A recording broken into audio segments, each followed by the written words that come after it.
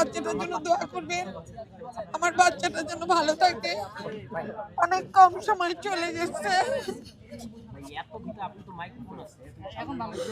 আমার মেয়েটার জন্য আপনারা দোয়া করবেন।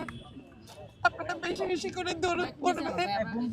যখনই ওরা একটা কন্টেন্ট দেখবেন আপনারা সূরা ইয়াসিন পড়বেন বা দরুদ পড়বেন বা একটা সূরা ফাতিহা পড়বেন। কারিনার হাতের উপরে বংশাই দিবেন। কারিনা যেন উপরে এরকমই হাসি খুশি থাকে।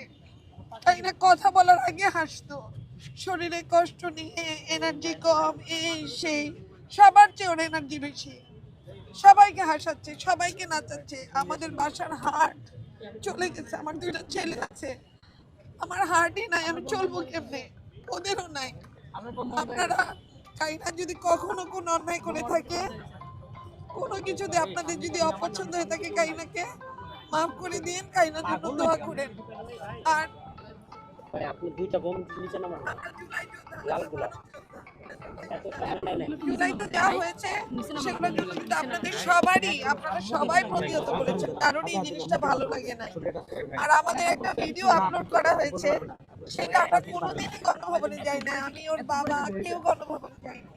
আমরা আমাদের বাসার মোড়ে যখন সবাই যাচ্ছে মহাখালীর থেকে উত্তরার দিকে, তো কারো হাতে হাঁস, কারো হাতে গাছ, কারো হাতে মাছ, তখন আমার হাজবেন্ড বললো যে তুমি যদি কিছু নিয়ে আসতা তাহলে তো আমরাও দেখাইতে পারতাম। তা আমার হাতে ছিল একটা শ্রী লেদার্সের ব্যাগ, আমি বলছি এই যে আমার একটা ব্যাগ, আরেকটা চিরুনি নিয়ে বলছে এই যে একটা চিরুনি, কে যেটা আপলোড করে দিছে, এখন সবাই খালি দেখে যে আমরা গণভবনে চুরি করছি। আমাদের চুরি করার দরকার কি? চুরি করলে কি কেউ একটা এতটুকু ব্যাগ চুরি করে, একটা প্লাস্টিকের চিরুনি চুরি করে? তো দামি দামি জিনিস চুরি করবো, ওইটুকু কেন চুরি করবো? তো আমরা এগুলো করি নাই, আমাদের একটা নিজেদের মধ্যে আমরা সবাই মজা করছিলাম, আমরাও মজা করছিলাম, মানুষের মজা দেখি। তা আপনারা যদি এই সম্বন্ধে কারো কোনো ভুল ধারণা থেকে থাকে, আমি প্রকাশ্যে বলে দিলাম এই ছিল ঘটনাটা। আর আমাদেরকে আপনারা অনেক ভালোবেসে, যে ভালোবাসা দিয়েছেন কারিনাকে, আপনারা সারা জীবন যতদিন কারিনা তার কাজের মধ্যে বেঁচে থাকবে, কারিনার জন্য দোয়া করবেন, কারিনার জন্য দোয়া করবেন, কারিনার জন্য দোয়া করবেন, এই আমার প্রার্থনা।